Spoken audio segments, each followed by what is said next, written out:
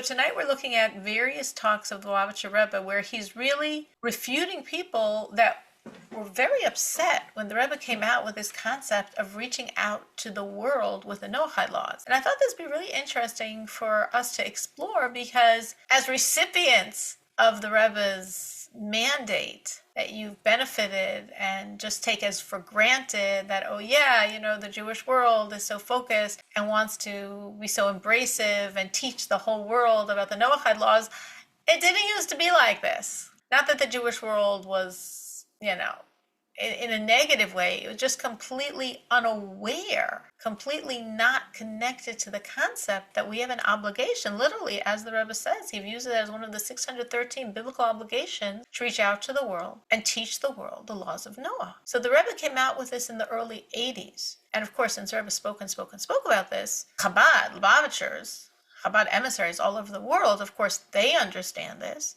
And therefore, for many Noachides in all these far-flung places, it's very natural for them to see that the Jewish representative in their area, which is the Chabad house, of course, is very welcoming and teaching and instructing because the Rebbe's been telling us this since the 80s. And also this message of the Rebbe has really trickled into the whole Jewish world because now, I'd say most or many in the Jewish world have some maybe more peripheral or more upfront awareness of this, and therefore more receptivity and welcoming and trying to help non-Jews that want to connect to God. But this was really a very quiet revolution that the Rebbe began in the early 80s, when the Rebbe began speaking about how important it is to go out to the world and teach mankind the Noahide laws. So as the Rebbe says, when you're doing something good and there's no opposition, you wonder. Because good things always have opposition. No fear, there was tremendous opposition to what the Rebbe was saying, not from the world of Chabad, from the Rebbe's followers, but from other people in the Jewish world that were very shocked, very surprised, and really spoke very strongly against this idea. So we're going to look at different talks where the Rebbe is responding to the allegations that were thrown at the Rebbe against teaching Noachides, against teaching the world about the 7 Noahide laws, and really see how the Rebbe responds. And I thought this was just fascinating for Noachides to understand, because this is your roots. This is what you've benefited from. This is, this whole revolution of the Rebbe that Jewish people have an obligation to teach the world about their relationship to God. You're the fruits of this. And this was the early responses, which the Rebbe overcame and which people quieted down. And as I'm saying, I would say now, not just in the world of Chabad, but of course in the world of Chabad, there's a very strong understanding of the significance of the Noachide, but I think now in the general Jewish world there is as well. Has anyone here ever encountered, and it could very possible be, encountered opposition or like cold shoulder from the Jewish world in your pursuit of being a Noachide? Yes.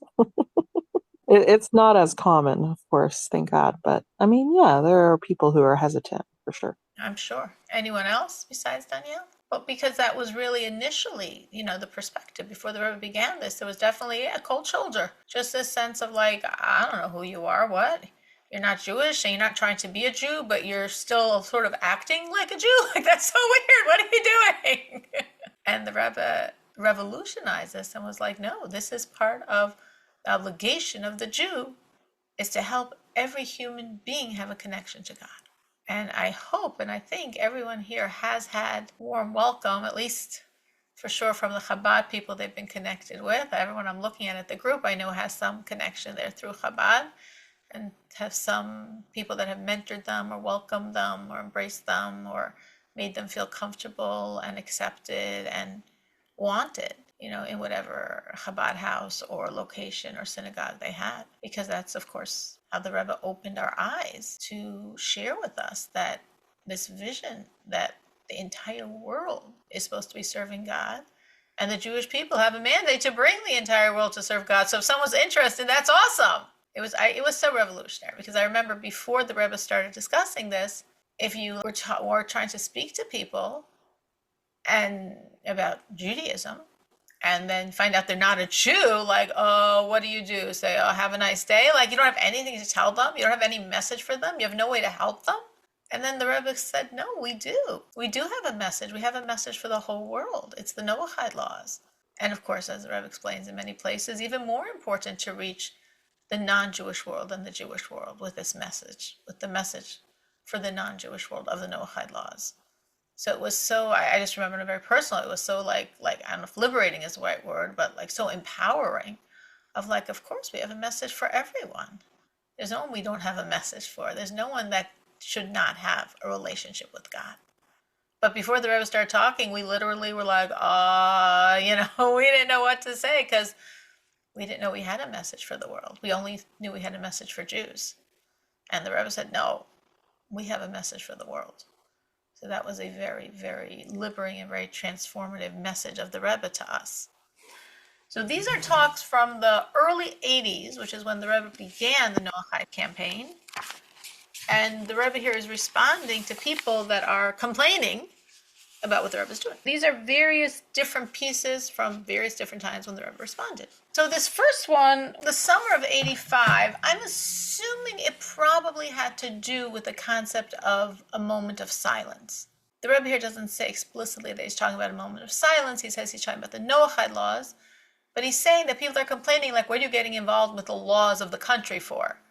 So I'm assuming the laws of the country meant a moment of silence. The Rebbe very much pushed for this concept. Of course, there's separation of church and state, which we appreciate and are happy for.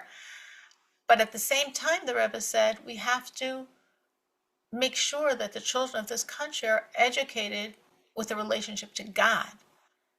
And that if they don't know there's a God, the world just becomes a jungle. And if you view the world as a jungle, well, the bigger bully wins. So everyone just is free to be that bully in the jungle.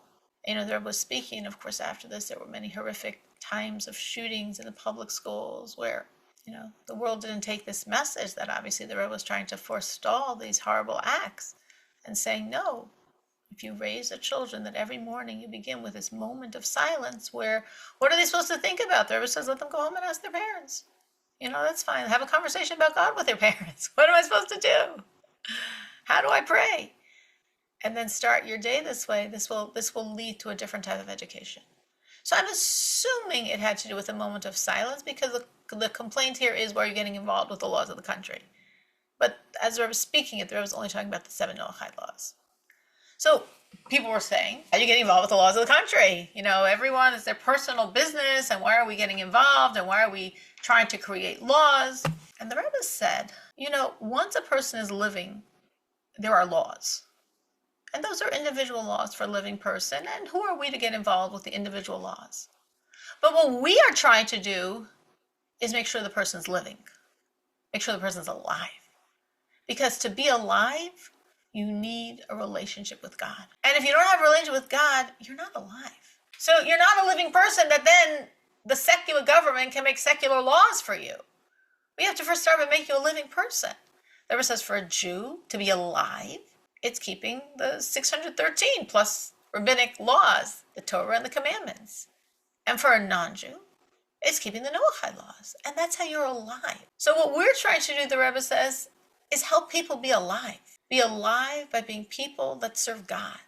Once they're alive, then the country can make the specific laws and you are not getting involved. Have you felt this in yourself? This heightened sense of being alive that has come with serving God? And if you have seen this shift, because the Rebbe is saying, if you don't serve God, you're not alive. And if you serve God, now you're alive. Yes. Yes. Feel this. You've seen this in yourself. Yes. Well, it makes perfect sense because I would say the same thing. If I didn't have God in my life, what would my life be? I can't even fathom, but I know it will be very, very empty, very dead-like if I didn't have God in my life, which again, thank God, I was always blessed to have God in my life. So I'm just trying to speculate and envision, but very empty, very shallow, very minimal life. I've lived both, and yes, you are right. Thank God. So that's what the Lord is saying here. Me too. Here. You also hear that, Natanya. You've also experienced it. Yep. In my field, yes. So that's what the Rebbe is saying. The Rebbe is saying, you're criticizing, here, as if the Rebbe is saying you're criticizing me, as if me being the Rebbe here, for trying to create laws for other people. Why am I getting involved with other people in their lives? The Rebbe says, I'm not trying to create laws for them. I'm trying to help them be alive. Let them be alive. Once they're alive, we'll create laws. Then the government can create laws for them. But I just want to give them life. Netanya? I think it's very important the Shmirat Halashon, especially in again, I have some, bachelor science and nursing background and sales and marketing. So I realized that, privacy is very important, especially in the field of education, because Absolutely. privacy is very good. Yeah. Absolutely. And the Rebbe also brings in another point here.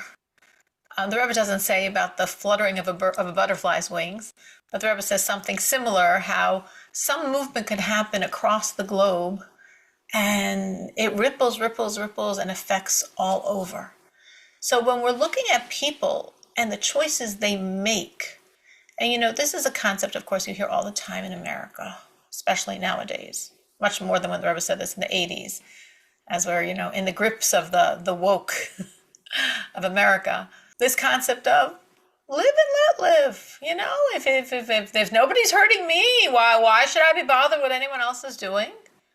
Let everyone do whatever they want. As long as they're not harming anyone else, let them do whatever they want. That's fine.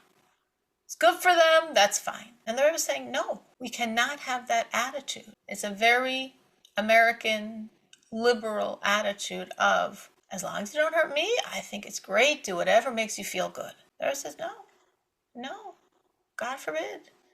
People do lots of horrible things that doesn't seemingly harm anyone else but themselves, like transgender. Who's it harming? It's just harming themselves. They want to harm themselves. They're enjoying it. Live and let live. The Rebbe says, no. Whatever anyone does affects everyone. Again, if we're thinking this concept of the fluttering of a butterfly's wings in China somehow ripples to create, I don't know, typhoons or something in America, how much more so these choices, very good choices, or God forbid, very horrible choices. Of course it's affecting all of us. We're all in this together. We're all connected. And the good and bad choices that 8 billion mankind make tremendously affect all of us. So this concept of, I don't want to get involved, it's not my business. Why should I get involved? Why should I get involved? The Rebbe says, of course we have to get involved. Of course we have to get involved. Because whatever anyone does affects all of us. Right? Imagine you're in a boat and someone's just in his own room drilling a hole through the bottom boards and letting the water seep in. Well, he wants to get wet. What's it my business? It's his room, not mine. Well, the whole boat will capsize, by the way. So we can never have that erroneous complacency of not my business, I don't want to get involved, not hurting me. Like, they say about the Holocaust that it's this famous quote of, when they came and got the Jews, I didn't get involved because I wasn't a Jew. When they came and they got the gypsies, I didn't get involved. I wasn't a gypsy. When they came and got the homosexuals, I wasn't involved because I wasn't a homosexual. When they came and got the communists, I didn't get involved because I wasn't a communist. And the list goes on and on. He said, and then when they came and got me, nobody was around to help anyway. There was no one else around. Very famous quote that I'm mangling. But this concept that, of course, it makes a difference. Of course, what happens to the world affects every one of us. So just a general thought we should all know and remember is that we stand up for goodness, even if it's not my issue, and we stand up against evil, even if it's not my issue, because it's all of our issues. So those were the two main points the Rebbe was developing in this talk. This was from 1985. Earlier, in 1983, the Rebbe here is responding to people that say, how can you go and speak to the non-Jews? Where does this come from? This isn't Judaism. Judaism says you have to rebuke someone who's doing wrong. That's a commandment for Jews. If a Jew is doing wrong, we have to rebuke. Where in the world, Lubavitcher Rebbe, do you find in Judaism this idea of going and getting involved to tell a non-Jew what he should do or shouldn't do? Like, it's not our business. It's got nothing to do with us. And it's definitely not something God's asking from us. This is the complaint that's being thrown very forcefully at the Rebbe's point, this is in 83, when the Rebbe's coming out with this idea of go out to the world. There's a world, there's 8 billion mankind. We have to teach them. They have a mission. They have a relationship with God. They have laws. They have an ability to connect with the source of life. And this is the resistance that is being thrown at the Rebbe. So the Rebbe here responds in 5 ways to this statement, this allegation, like there's nothing in Judaism that tells you to go out and speak to the non-Jewish world, and they're not our world, and they have nothing to do with us, and we should definitely not have any responsibility. The Rebbe says, yes, of course. This is the first of his 5 points. He responds in 5 ways. So the first point is, the Rebbe says, you're right. There is a commandment, thou shalt surely rebuke thy neighbor, and that has nothing to do with non-Jews, and that is a commandment for Jews. Agreed. But there's something else, the Rebbe says.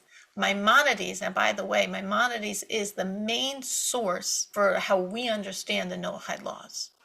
Maimonides is the main codifier that codified as part of the Jewish laws our obligation to reach the non-Jewish world and the concepts of the Noahide laws. So very frequently, whenever we are discussing, the roots of our understanding of the Noahide laws, it goes back to Maimonides, who was, of course, one of, if not the fundamental codifier of Jewish law some 800 years ago. So the Rebbe says, yes, you are right. That biblical commandment to surely rebuke your neighbor has nothing to do with the 8 billion non-Jews. Yes, that is a commandment to Jews. But there's another thing. There's something else I'm talking about here that is not thou shalt surely rebuke thy neighbor. It's what Maimonides writes, that we have an obligation to coerce all the people of the world to serve God. Maimonides writes this is an obligation that Moses taught the Jewish people from Mount Sinai. That God instructed Moses the same way we got all the other commandments. God told it to Moses, Moses told it to us. So God told to Moses, who conveyed to us, that we have an obligation to teach mankind of their relationship and obligation to God. So it's not that specific biblical commandment. You're right, I'm not talking about that one. I'm talking about what Maimonides writes as part of Jewish law, that we have to bring the world to serve God. That's the Jewish source for this concept. That was his first point. Second point, some people will say, okay, fine. It's written in Maimonides. I mean, how could you escape that it's written in Maimonides, right? It's black and white. But Maimonides doesn't mean like regular people. Maimonides means a beit din, a rabbinical court. So rabbinical courts, they're the ones that are supposed to bring the non-Jewish world to know their relationship with God, but not individuals. And the Rebbe says, really? Where do you get that from? Maimonides doesn't mention anything about rabbinical courts. Maimonides says, Moses taught the Jewish people there's an obligation to coerce, to force, to bring, to subdue all the nations to serve God. It says, how can I prove this to you? Because there's also an obligation, it says clearly, of a Jewish master that has a non-Jewish slave, obviously this isn't referring today, but in the time when people had slaves, to coerce his non-Jewish slave to keep all the Noahide laws. If you were a non-Jewish slave of a Jewish master, you were obligated to keep the Noahide laws. And if you were the Jewish master, you had an obligation to make sure your slave kept all the Noahide laws.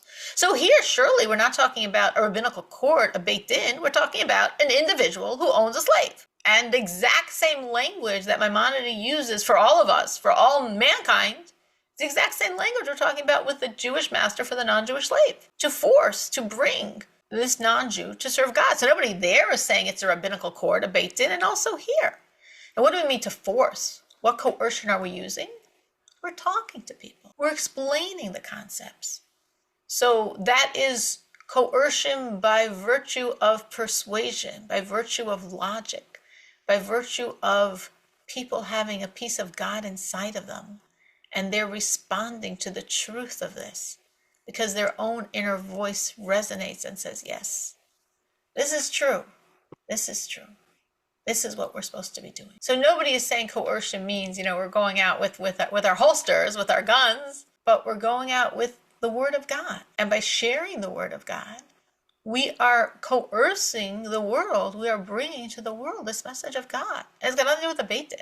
It's every single individual. The third point, will say, well, nowadays, there's no such concept as there is a concept in the times of the temple of a non-Jew becoming what was called a ger toisha. Not a Jew, but a non-Jew who has residency status in the land of Israel. And to have this residency status, the person accepted the laws of Noah. Now, we don't have that concept nowadays because we don't have the idea of all these laws that have to do when all the Jewish people are living in Israel, because they're not now. Obviously now it's not a majority and it's not a government run by religion anyway. But we don't have the concept of a Beit Din, of a rabbinical council, a rabbinical court that could accept a non-Jew and make them, yes, you are a ger toshav. You are a resident citizen of Israel because you've accepted the Noahide laws. So some people say, well, we can't do a ger toshav today, so therefore, obviously, this whole point of Maimonides is obviated because it's only relevant to make people a ger toshav. And the Rebbe says, really? Who says? Why do you say that? Yes, there is a concept of a ger toshav, of a non-Jew getting a certain type of status as one who can live in Israel because he's accepted the Noahide laws. But that's not what we're talking about. Actually, the truth is today, Noachides are much holier spiritually than the ger toshav. Because the ger toshav again is a non-Jew who has basically accepted upon himself the Noahide law so he can live in Israel. So as Maimonides clearly writes, if someone wants to live in Israel and because of this they're keeping the Noahide laws, they're not considered from the righteous of the nations. It's pragmatic. They want to live in Israel and this is how you live in Israel. And if you want to live in Japan and there's certain laws you have to follow, you follow those laws to live in Japan. And if you want to live in America and there perhaps might be some laws you have to follow, when you're following those laws, it's just so you can live in America. So if you want to live in Israel for whatever reason, and these are the laws you have to follow, and you follow them to live in Israel, that's not a spiritual expression of relationship with God. That's a pragmatic decision. It could be an economic decision. It could be for commercial reasons you want to live in Israel. But today, when Noachides don't have this concept, when keeping the Noahide laws are not a triptych to live in Israel, and nothing to do with that. They're purely only for one reason. Because you want a relationship with God. That's why someone's a Noahide today. There's no questions. There's no ulterior motives. There's nothing else going on. It's because you want a relationship with God. Well, those Noachides that are doing it because they want a relationship with God, as Maimonides clearly writes, are far higher spiritually than the Noachides that are doing it because they want to live in Israel. And when Maimonides speaks about Noachides having a portion in the world to come, he differentiates and says very clearly that it's only those Noachides that are doing it for God. It's not those people that became a Noachide so they could live in Israel and become that ger toshav to live in Israel. So it's sort of interesting that the Rebbe doesn't go into all of this, but it's just interesting because people are saying, well, we can't make ger toshav today, so therefore the whole concept of Noachide, what does that have to do with anything? And the Rebbe's like, what are you talking about? There's a concept of ger toshav. And there's a concept of bringing the entire world to serve God and have a relationship with God. And actually what I'm saying parenthetically is, and those people that are doing it for that reason, which is true of every single Noachide today, is actually far higher. Because it's totally pure. It's completely, absolutely only because you want a relationship with God. Not getting anything for it, except the only thing that actually is really valuable, a relationship with God. Fourth way the Rebbe refutes this person is that some people say, well, yeah, Maimonides wrote it, but he doesn't mean it nowadays. He means like by the redemption. That's when we're supposed to bring all the world to serve God. And of course, by the redemption, we are supposed to bring all the world to serve God. But that doesn't mean that we're not supposed to now when the Rebbe says, what are you talking about? Look at how and where Maimonides wrote this. If you look inside, all the laws before are clearly talking about now. All the laws after are clearly talking about now. So you're going to take this one sentence in the middle, so to speak, and say, oh, this sentence I'm like surgically cutting.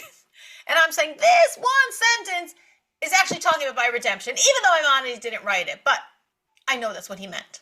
Says, what are you talking about? Maimonides is very clear and very organized. And there's no way, amid all these laws that are clearly about now, in the middle would be a law that only has to do with Messiah, but Maimonides forgot to tell that to us. So basically, the Rebbe wiped the floor with this concept, saying, one, you're saying, well, it's not the biblical commandment of rebuking your friend has anything to do with it. And the Rebbe says, you're right. That's not what we're talking about. We're talking about the laws clearly written by Maimonides. Two, we're saying that obviously this has nothing to do with the Beit Din. Three, we're saying this obviously has nothing to do with the ger toshav. And four, we're saying this has nothing to do with the times of redemption. This has to do all of us for all mankind now. So this was another talk where really so strongly you see how the Rebbe had to fight. Obviously, I mean here by fight with words. had to very clearly express this concept because there was a lot of resistance in the Jewish world to this admittedly very, very, very radical thought that Jews have an obligation to bring non-Jews to a relationship with God. So I'm saying it as a Jew, having lived before and after the Rebbe came out with this, that it does seem funny now that it's 2024 and the Rebbe said this in the 80s. So I have all the 80s and the 90s, and 24 years since I've had some 45 plus years, some 40 plus years where it's so obvious in my head, but I'm a little older than 40. So I do remember before the Rebbe came out with this, and honestly, and maybe it doesn't sound right or nice or true, but I'm just being really frank and honest. When I was growing up, as a child, as a teenager, it never dawned on us that we were supposed to reach out to non-Jews and speak to them about a relationship with God. We never thought about it. We're Jews, and of course we knew, because I grew up Chabad, that we have an obligation to help every single Jew in the whole world connect to God, and that there's 15 million Jews in a world of 8 billion mankind, and what about those 8 billion mankind? I don't know. We just didn't think about it. It was like not our world. Our world is a Jewish world, and outside those boundaries of the Jewish world, we didn't think. And then in the early 80s, when the Rebbe came out with this, and of course it resonated so deeply, like it made so much sense, like, wow, that's so cool, that's so amazing. This is actually a biblical commandment, as the Rebbe says, and as we're going to get to. The Rebbe says this is one of the 613 commandments, as the Rebbe views it. This is a biblical commandment to bring the entire world to have a relationship with God. And when the Rebbe said it, and it was like so, again, I used this word before, it's the only word I could think for it, it's so liberating. It's like, no, our boundaries are not the 15 million Jews of the world. There are no boundaries. It's all mankind. Every single human being deserves a relationship with God. And since the vast majority of human beings are clueless, we have the obligation, the same way we accepted our obligation to try to inspire every Jew to have a relationship with God, we have the same obligation to bring every human being to have a relationship with God. And it was like so cool. It was so amazing. It was so beautiful that every single human being deserves this relationship with God, and therefore we have the obligation to help them. But this was like a tremendously radical, revolutionary thought of the Rebbe, but once the Rebbe presented it, it just seems so normal. It makes so much sense. It's so obvious, so to speak. And since this has been going on for over 40 years, it does seem very natural. It does seem like, what? There was a time before this, but I know there was because I lived it. And it's just so amazing the difference the Rebbe made for all of mankind by really injuncting the Jewish people to bring the message of God to all of mankind. Next up is from 1984. Again, the Rebbe is responding to these critics that are saying, how in the world could the Rebbe say to go out and speak to the world about serving God, and this has nothing to do with Judaism, and what in the world is the Rebbe saying? So the Rebbe says, first of all, that this whole idea, and this is a very interesting point the Rebbe raised, when we're trying to reach the world with a relationship with God, a strong way we need to do this is by being a living example. And when someone is an example of serving God, that quiet, loud message can inspire many other people to serve God. I don't know if anyone here ever had that, as part of their journey, that they saw other people serving God, and that inspired them and made them aware of this opportunity that they could also serve God. Yes, of course. When you saw examples, it made it like possible in your eyes, or it made you think of like Me Too, or Yeah, it seemed like, oh, okay, people who, I don't want to say normal lives, but you know what I mean? Like normal people can also serve God. It's not that it's this unattainable, unreachable thing that only certain people can do because they're an extremely holy person. I'm not perfect, but I can still do that. yeah, exactly. Robin, what were you going to add? Yes, I have learned from people like that, and people are learning from me. So I think it's for me, I would say it's how I listen and how I acknowledge and I say a little bit, not too much. And yeah, it's kind of like that. So Robin brought out a really nice point. So what Danielle was saying, which I think is really nice, is the example makes it attainable. Hmm. Because if you read in the books about serving God, whoa, that's like some holy person on a mountain somewhere, or holy people that lived 1,000 years ago. And when you see regular people that are not so holy, but they have a different life, they have a different level of life, as we were saying before, because they have God in their life. And it's like, oh, I could do that too. That's doable. So, like at where I work at Nordstrom, I meet a lot of people and I have a lot of coworkers. And so a lot of them are inspired by how I act and do. And, I go to Shabbos and I do all the, you know, things going on, and so they're very like interested and they're like, wow, I want to do that. I want a closer relationship with, Hashem. And That's now they're even, I say Hashem, now they're saying Hashem. now you know why you're in Nordstrom's. Yeah, Yeah. I know, right? That's it. And then I also have a lot of clients and customers that come in, and I've been able to, listen and speak and inspire them. Amazing. Here you Yeah. are stuck in Nordstrom's, and why should you be in Nordstrom's? Well, now you know why you're in Nordstrom's. Okay, I've God been has a there. I mission did for it. you Let's there. not, yeah. I'm ready to go on to my next Your next mission. adventure. Yeah. But okay, that's very possible. When you fulfill one, you're given another one. But that's a big Yeah. beautiful. Natanya, what were you going to add? In my field, education, my best, probably because I'm original from the Philippines, right? So I'm best friends with the I'm not saying best friend, but close with the custodians. Yeah, because they're very helpful. Yeah, because I'm volunteered at school, and I appreciate everyone really. Everyone are doing their job, so I think it's very important. Am I? True. And I love what Robin was saying. I want to jump back to what Robin was saying, because the rebel here was talking about being this example. And the example is what draws other people to God. And Danielle said, yeah, she saw that. People were an example and it made it accessible and she was drawn. Mm-hmm. And Robin said, she's seeing how she's an example.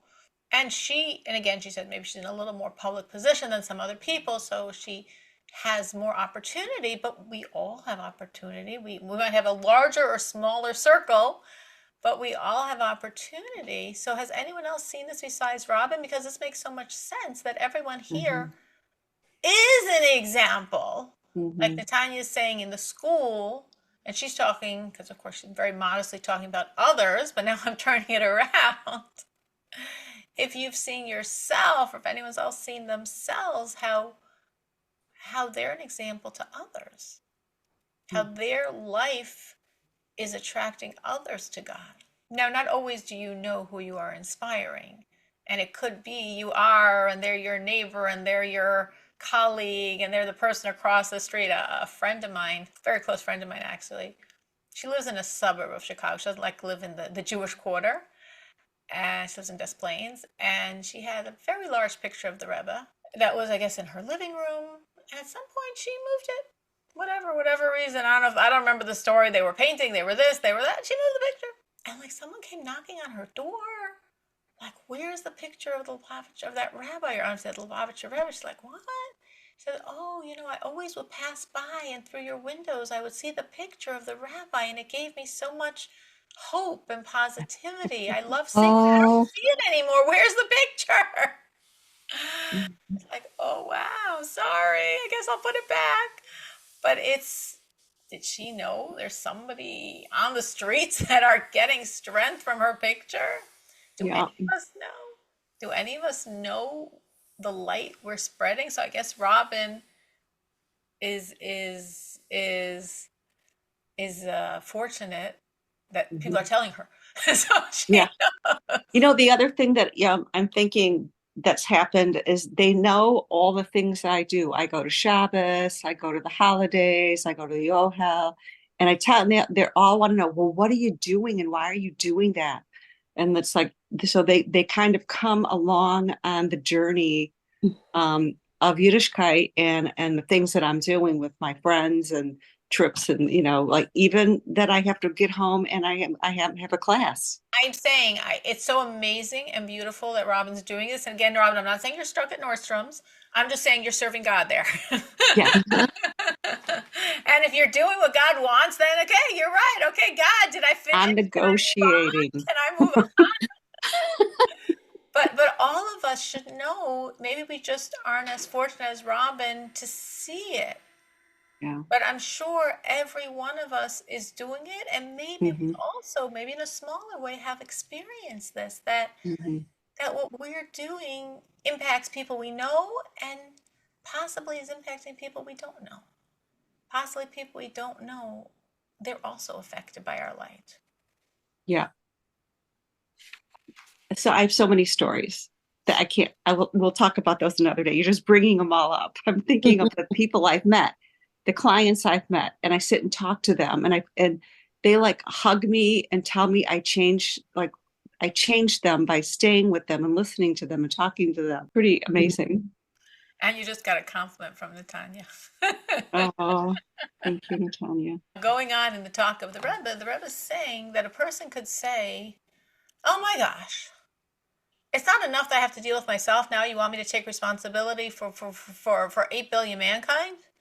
I mean, I'm putting in my own words. The Rebbe's words are not exact, a little more respectful than that, so to speak, but that's the point. A person says, like, it's enough for me to worry for myself, for my own spiritual reality. I've got enough on my head just trying to be a good person myself. Now the Lubavitcher Rebbe is saying that every one of us has an obligation for all mankind? Like, too big, too much. How could I possibly do this? And why are you saying I'm obligated to do this? Rebbe says, but there's a verse. The verse says, seek out the welfare of the city that you've been exiled to there and pray for them. Pray for the peace of the city. Create peace in the city. Do you want peace in the city? You want peace in your country? It only happens if people are serving God. We look and could think erroneously, like we said before, I mind my business, they'll mind their business. I'm not bothering them, they're not bothering me, I'm a Noachide, no one's giving me flack. They want to do all this crazy stuff that, personally I disagree with, but what's it got to do with me? The Torah says, you know what it has to do with you? Because there won't be peace in the country if the country isn't serving God. So this is very interesting. I think, of course, for America, now, Natanya, I don't know what's going on in Canada, but I can speak for America, that there's been a lot of interesting upheavals lately, and we'll see in January what's going to happen to this country. But I definitely think there's been some kickback to this sense of the country's being led to really strange places. And the country was sort of racing in really unhealthy directions. And I think sort of the common man, the voice of Common Man USA said, no, that's insanity. Stop. Mm-hmm. It was very interesting that, of course, has been coming out very strongly lately is that the Harris campaign, oh my gosh, whoa, outspend the Trump campaign. But both of them, of course, put most of their money into media and things like that. And one thing that the Trump campaign pushed again and again and again was this, I guess, was a commercial in terms of the transgender issue vis-a-vis what the Harris campaign supported. And it's interesting because you could say, regular America, yeah, Americans care about the economy, they care about immigrations because they don't want their jobs taken away, they care about safety and security, we want to be safe on our streets and in our neighborhoods. But the Trump campaign put an enormous amount of money into this advertisement about transgender because guess what? People care about that too. People don't want to feel like this is just not healthy, not normal, not as God would want man to be. So they might not put it in those words, but that's really the underlying premise. So the Rebbe is saying, when we have this verse that says we're supposed to bring peace to the country where we live, how do you think you're supposed to bring peace to the country where you live? You're supposed to get the people to keep the Noahide laws. Mm-hmm. Because when man is serving God, then there's peace. Then it's a good country. Then it's a good world. And when man is not serving God, there's no peace in that country. So you're saying, oh, who says I'm obligated? The Rebbe is saying, what do you think this verse is telling you to do? How are you supposed to create peace in the country if not by bringing man to serve God? Nachmanides says this very clearly, and other great sages. Nachmanides is a great sage of the Jewish people, that when it says to bring peace, it means to teach the world the Noahide laws. And that's how you bring peace to the country. As we see in actuality, following the Noahide laws creates a stable reality. As it says, Lashevet Yitzara, the world was created to be settled, to be civilized, to have a civilized society. The Rebbe says we see this in actuality. We see this. Like, you don't have to be so spiritual, like Danielle was saying before. You don't have to be so holy. You should just see it. That when people are keeping the Noahide laws, life is normal. They could have a normal life, normal, healthy, sane life. And when the world is not keeping the Noahide laws, when people are not keeping the Noahide laws, it's not peace. It's not normal. It's not sane. It's not civilization. Have you seen this in your own reality with yourself or with other people in either direction? That when there's the anchor of the Noahide laws, life is sane, life is normal, life is civilized, and when there's not, it's not. Yes, of course. Mm-hmm. The Rebbe is saying this is tangible, meaning when the Rebbe says this, he means it's not something you have to believe. It's not something you have to philosophically stretch your brain to think about. It should be exactly like Danielle said. Yeah, of course. Of course. Like, obviously. That's the obvious reality is when people give the Noachide laws, life is normal. And when they don't, it's not. So you're saying, why do I have this obligation? I can barely deal with myself. Now I should try to help all of mankind. The Bible says you have an obligation that your country should be peaceful. How in the world do you think your country will have peace if they don't? So yes, and in essence, it goes back to you. You want to help yourself? Make sure the world around you is keeping the Noahide laws, because this is how you have a better world on the most basic, physical, pragmatic plane. So we will stop here. We are in the middle of this to be continued. But I just thought it's nice to have this almost historical overview of how it began. And of course, we're all reaping the benefits now, but like what it was like in the beginning of this whole revolution of the Noahide.